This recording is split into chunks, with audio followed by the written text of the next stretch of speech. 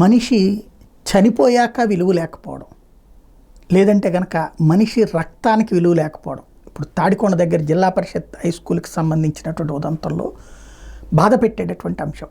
ఓ పిల్లాడు మిగతా పిల్లలు పట్టుకెళ్ళారు, గొడవలు పడ్డారు, ఆ పిల్లోడు బావిలో చచ్చిపోయాడు. అతని ఒంటి మీదన రక్తపు మార్కలు ఉన్నాయి. ఇక్కడ 2 వెర్షన్స్. కొట్టుకోవడం పిల్లలు కొట్టుకున్నారు, అవి అంతకుముందు స్కూళ్ళలో సహజసిద్ధంగా గొడవ, కానీ అదేం శత్రుత్వం కాదు.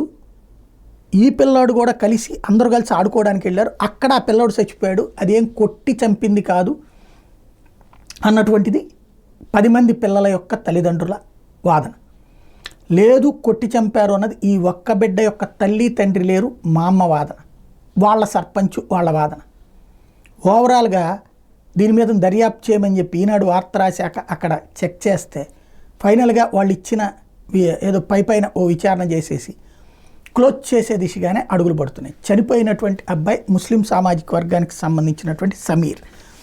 అబ్బాయి చనిపోవడానికి కారణమైనటువంటిది అయితే ఘర్షణ కాదా అంటే పోస్ట్ మార్టం చేసి తీయాలి.